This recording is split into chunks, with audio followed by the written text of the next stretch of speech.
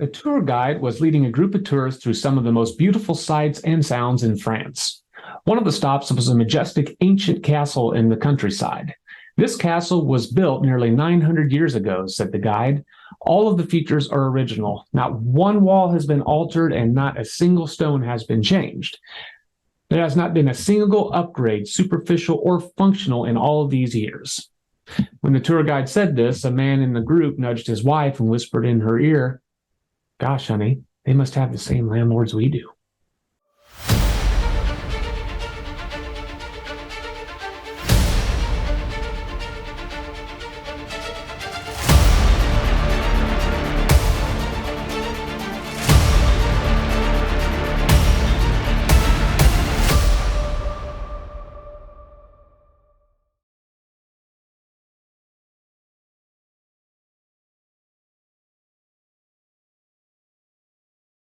Hello again, everybody, and welcome to another episode of My Money, My Rules. I'm kind of excited about this topic. We're now getting a little bit into the investing side of things, and we're going to talk about the difference between investing in real estate versus investing in stocks. And you may be wondering, if I am going to do one, which one do I do? Well, the short answer is that if you can, you'd want to do both for the diversification of things. But they both have their pros and cons, and before you step into this, it is very important that you understand what it is that you're getting into on both sides, on both of them, because obviously they both involve money. They both involve your money. So we need to figure out how much it's at risk, and how that's going to affect you. I want to start with real estate, and I want to start talking about the pros of real estate first. The first pro I see with real estate is that it holds its value much better. Now, we all remember what happened in 2007 and 2008 and continued all the way through 2010 and beyond, about how real estate went down and stayed down for a little while. It got hit extremely hard, but that was a very rare event. And normally it's not so systemic. It doesn't just get hammered quite that hard. Whereas stocks, they do this quite often. It's not often that every stock goes down 50% in the same day or anything like that. I'm not saying that. But it is fairly common definitely common enough for a company to start losing value very quickly if you're invested in the wrong company. And it's even in a whole industry. Even a whole industry can go down in a very short amount of time. So on the real estate side of things, you don't have that quite as much of a concern. You definitely would have that if you happen to be in an area of the country that's experiencing a lot of loss in value for some reason. Maybe they're losing jobs. But if you're in a vibrant economy, if you're in a pretty good part of the country, and you probably know what I mean by this, you can tell how your community is doing, then real estate does tend to hold its value much, much better. You won't see it get cut in half or 2/3 of the value being knocked off and things like that, is nearly as much as you would in the stock market. The next pro that I want to talk about with real estate is it's understandable. I mean, you understand what real estate is. You know what a house is, right? You may not understand a company, but you know what a house is. You know what it's like to live in the house. You know a house that's updated when you see it, and you know a house that's run down when you see it. It's something that's very understandable to most people. And it's where you live. Everybody needs a place to live, right? And real estate serves that purpose. So real estate is a very unique investment in the sense that we all need a place to live. It's something that we all have to be involved in. Anybody that lives with walls and a roof and a floor around them is involved in real estate, whether they want to be or not, right? You're either renting or you're buying, probably. That's the situation that you're in. And so it's definitely understandable by everybody. It's much easier to learn about than stocks are. The next pro is the tax situation with houses. You get, and this is, as I understand this correctly, and I'm not an accountant, but this changed in 2022. Your interest is tax deductible up to $750,000 if you're filing a single, or if you're filing jointly in a marriage. $750,000 as of 2022. It used to be $1 million, so they've lowered that a bit. But this lowering of it makes very little difference for most people, especially first-time home buyers. So the fact that you get to deduct from your taxes the interest that you have to pay on a loan is certainly an enormous advantage. Maybe even able to avoid taxes if you sell your property, as long as it's your residence. You certainly don't get that benefit with stocks. And another pro that I don't hear a lot of people talk about, but it is certainly a pro to owning real estate, and certainly is a pro to the situation that we find ourselves in now. As this video is being made, we're in what we would consider to be a high inflationary environment. And that affects everything. But guess what? It also affects things that you own too, and that means your house.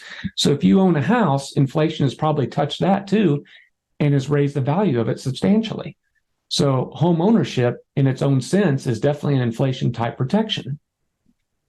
And here's another one another pro that I don't hear very often. There's sort of you might say, a capital type of a protection. And here's what I mean by that.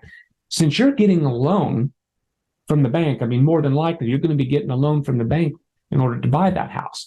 And since you are, they're putting up the majority of the money for you when you think about it. Now, yes, you have to pay it. You have to pay it back with interest, of course. But it's more them on the line if you don't make your payments. Because if you don't make your payments, what's going to end up happening is they're going to take over the house, and they're going to have no choice but to take that house and sell it themselves. Now, you would want to avoid that at all costs, of course, because you definitely lose in that situation. But what you lose on more than anything else is credit, because other than the down payment that you're going to have to put down and the money that you put into the house so far, especially if it's early in the loan, it's probably not nearly as much as what the bank has had to put up, provided once again that it's early in the loan. And that's a lot of times whenever these loans start to default, is early in the mortgage period. So you have a lot of capital protection. You did not have to pony up, let's say, $200,000 to buy that house. You just had to have a down payment. So that leaves more money in your bank account. Whereas with stocks, even though you can borrow money to buy them, it's generally not recommended, and it's definitely not as much as you would get for a house. So most of the time, whenever you're buying stock, you're buying it 100% with your own money. Now, we need to go over the cons of the real estate game too. There are certainly things to think about if you're going to buy a house that are going to come up. For one thing, it is not liquid. I've got a story. Whenever I was in college, and this was back in the 90s, I thought it would be a good idea to buy a house. And as it turned out, ultimately, it was a good idea. But back then, I did not understand how long it took to sell a house. And you may be wondering how I could have possibly bought a house while I was in college. I wasn't working, right? I wasn't working full time. How could I handle the payment? Well, I did it because I did it with owner finance, meaning the owner of the house basically acted as the bank. So I was making that person payments instead of making payments to a bank, but I ultimately controlled it, meaning I could sell it whenever I wanted to and sell it for as much as I wanted to. So basically that person acting as a bank and owner financing it was really much like having a loan from a bank. The only difference being that it probably wouldn't have affected my credit if I hadn't paid, but of course I did pay. Well, when it came time that I wanted to sell it, as you can imagine, this was after I graduated. It took me a full year to sell that house. This was in the year 2001, and I think we all know what happened in the year 2001. It was a rough year for the United States. It was a rough year for the economy. It was a rough year all around, and likewise, it was a rough year for me trying to sell my house. It took a year, and then I finally did it. So you need to keep that in mind. It could take that long to sell your house.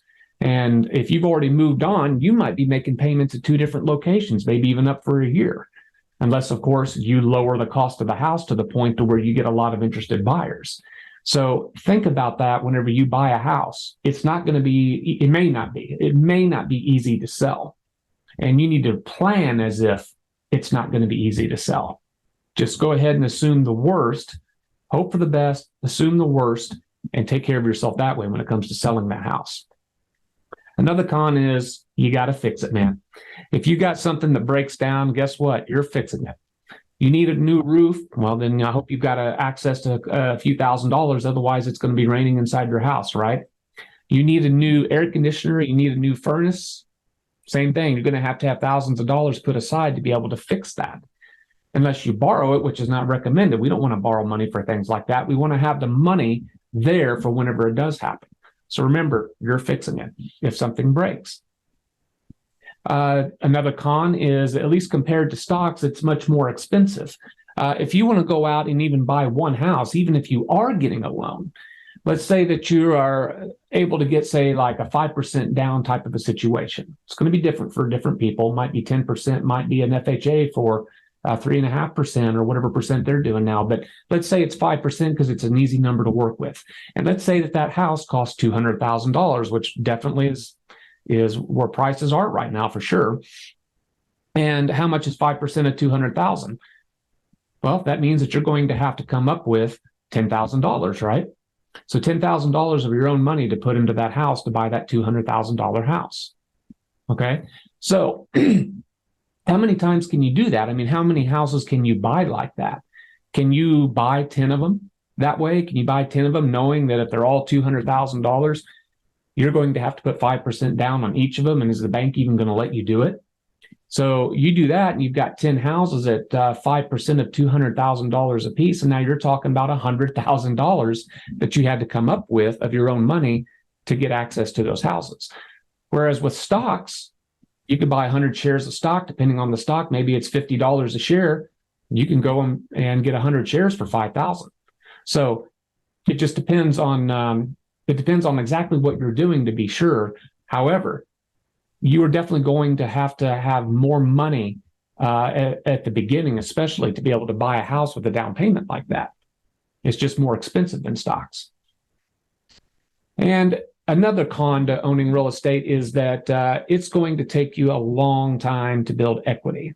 Okay, so let me lay something straight for you. Okay, let's say that you've got a $200,000 house that you want to buy, and interest rates are at 7%, which is close to what they are now.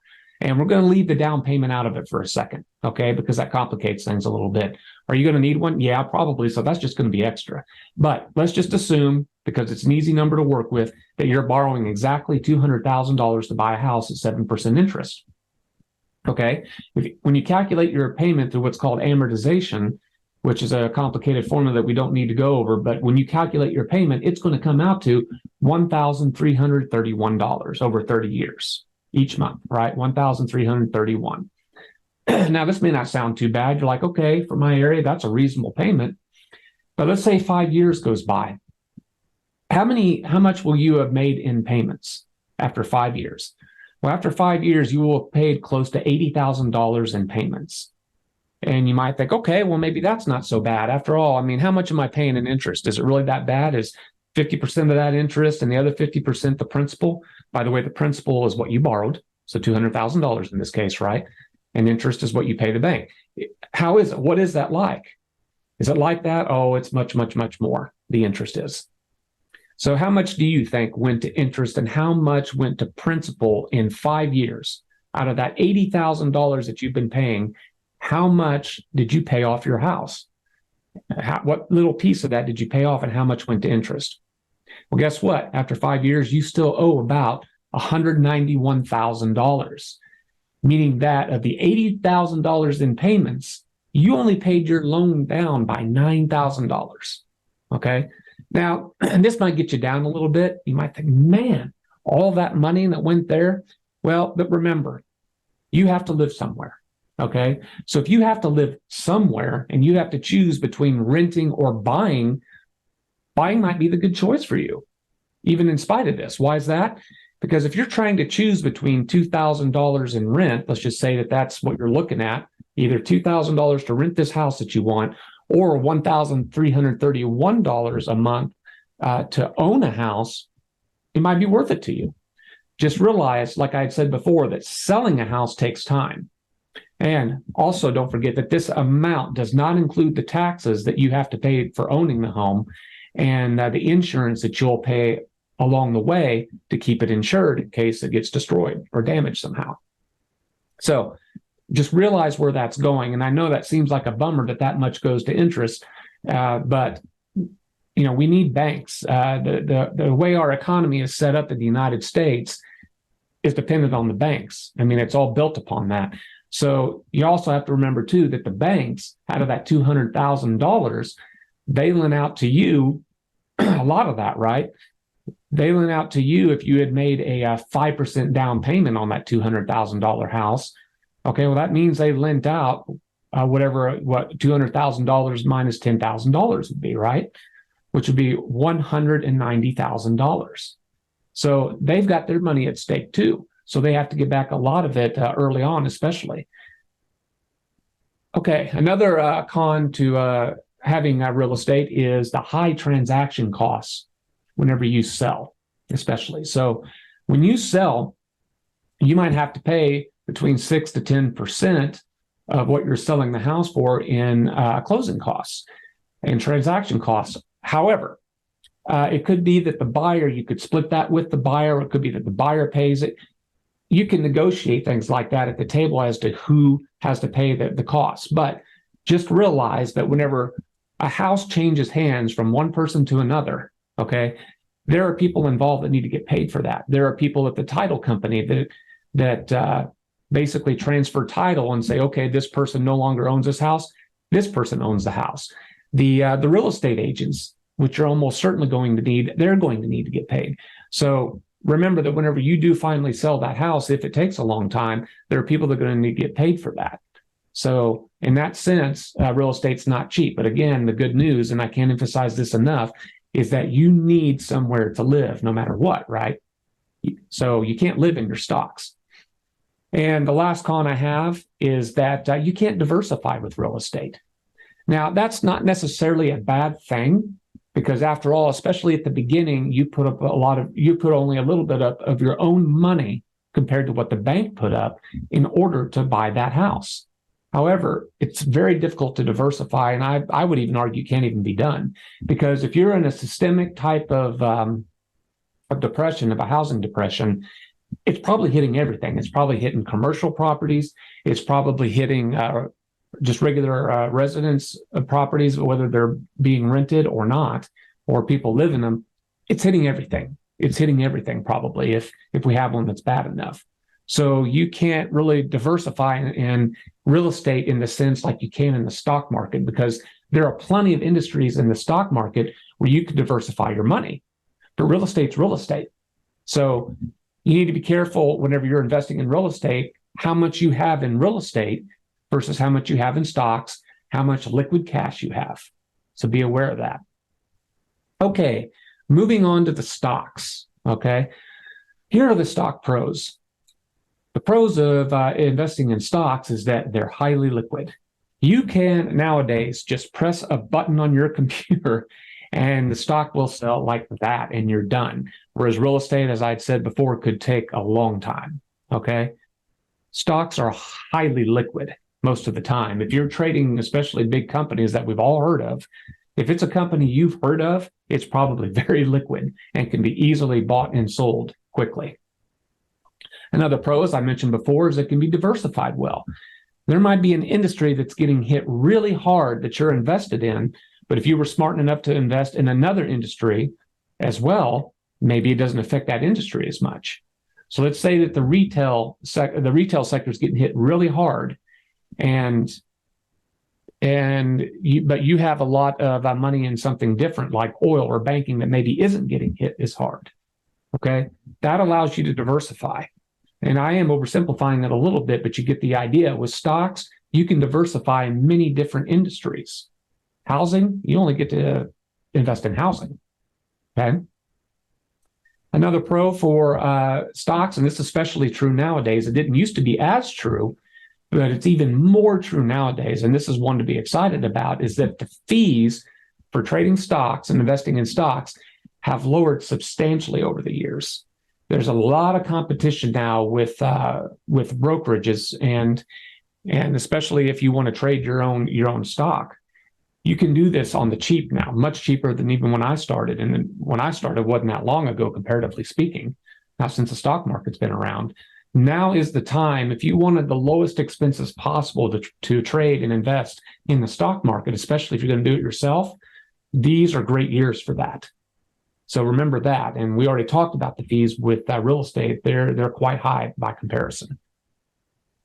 Stocks, another pro that stocks have is that they have IRAs and other retirement type benefits that real estate does not have. There are ways that you can set up your accounts to where they're retirement accounts, and they'll have an enormous tax benefit of some sort.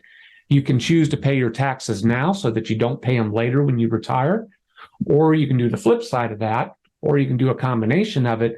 There's a lot of nifty little tools you can do and that you can use to help lower your tax basis quite a bit. They're really stock friendly and not as much not as much real estate friendly. Although with real estate, I did say that there are certainly tax benefits with it. They're not so much so on the retirement side. So on the retirement side, you've got a lot of benefits with stock ownership if you take advantage of them. And here's one that you won't hear talked about very often, okay? I know that some other people might be saying some of the same things I are, but you don't hear this very often.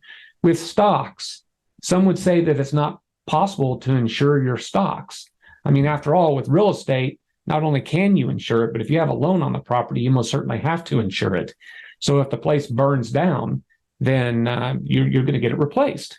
You know, the insurance company will pay you off. You go build a new house, everything's fine, right? But most people would say with stocks that you don't have that. If your stock burns to the ground, you're not insured, right? Actually, there is a way to do that. Okay, it's called a put option. And I want to say this, it involves a lot more monitoring. In fact, really, with real estate, if you've got it insured, it really doesn't need a lot of monitoring, just for mistakes maybe. But whenever you're going to do this with a put option, if you're going to insure your stock, that takes monitoring. So it's a little bit complicated, and it's definitely more complicated than what I want to go into here, but I'm going to give you a very brief description and a brief example. Let's say you see a $50 stock that you like, okay? And you're like, okay, I want to buy that stock. And instead of buying a house, let's say instead of we're just going to say $20,000 of a down payment into a house, you decide for some reason to buy a stock that costs $50 a share and you have $20,000 to do it with. Okay, well, how many shares are you going to be able to buy with that? Well, $20,000 divided by 50 is the stock price. You'll be able to buy 400 shares, right? But like I mentioned earlier, if that stock gets cut in half, you've lost half of that $20,000.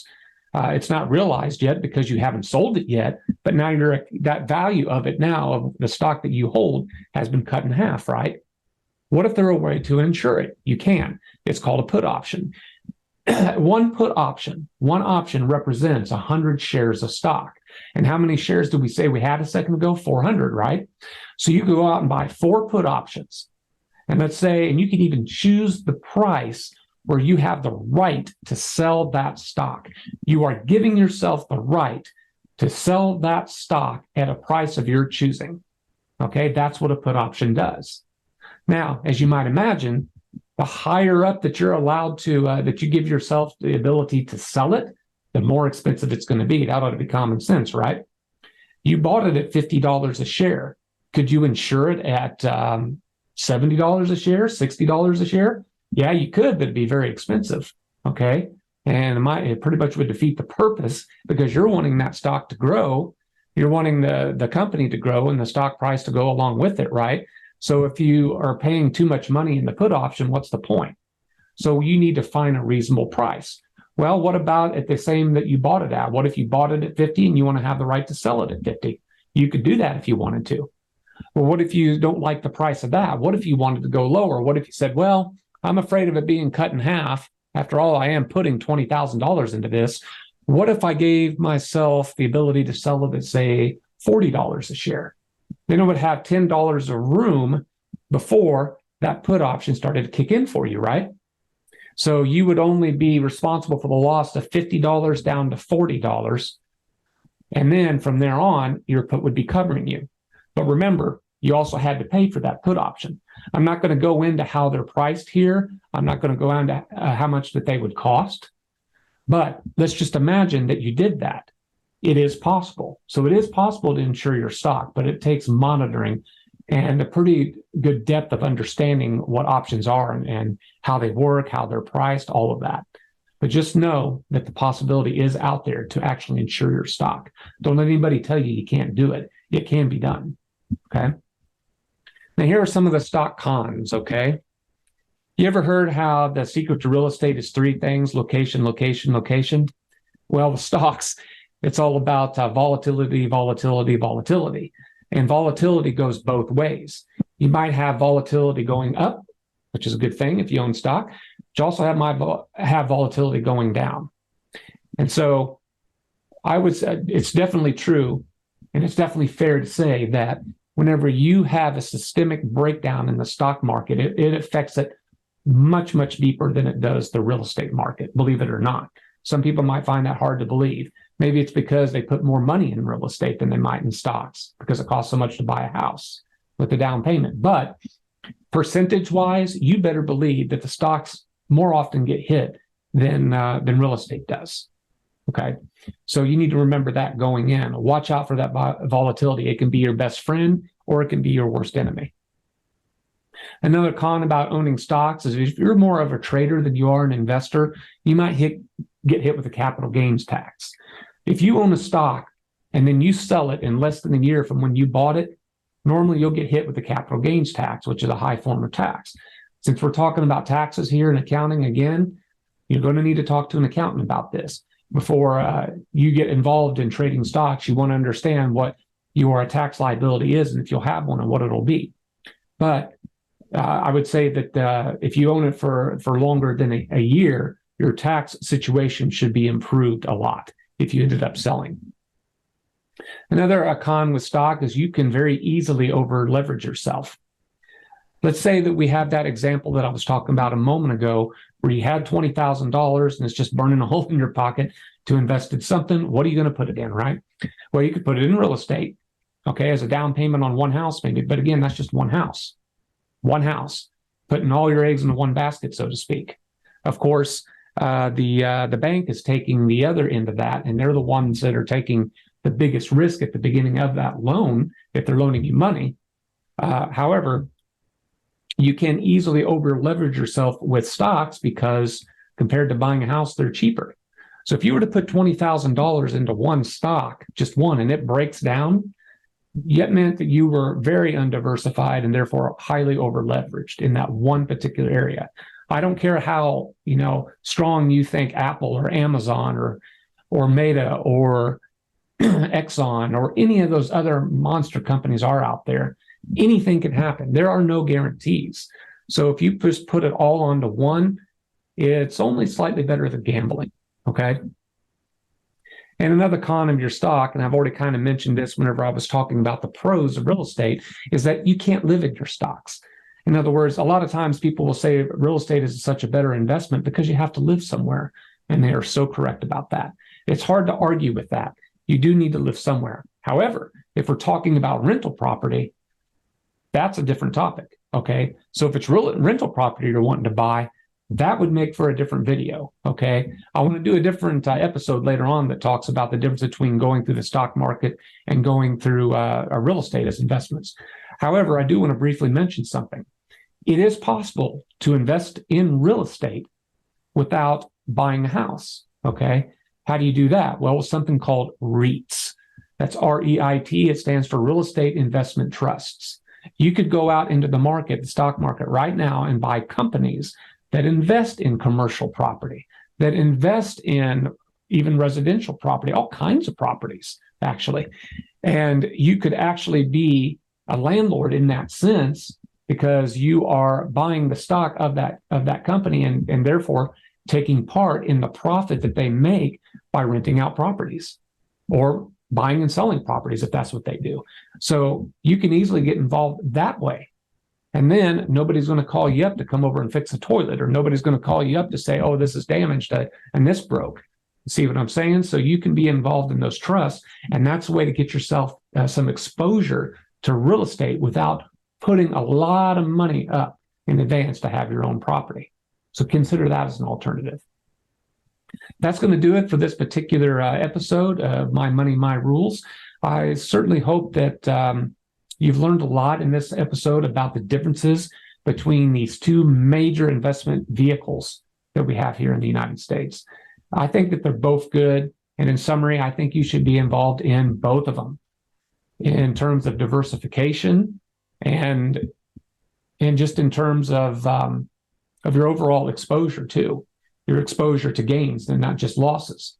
But However, if you were to ask me, well, what is the one thing then? If I had to pick one thing, if I'm put on the spot right now and I have to pick one, which one should I invest in? Should I have my money headed toward real estate or should be going towards stocks?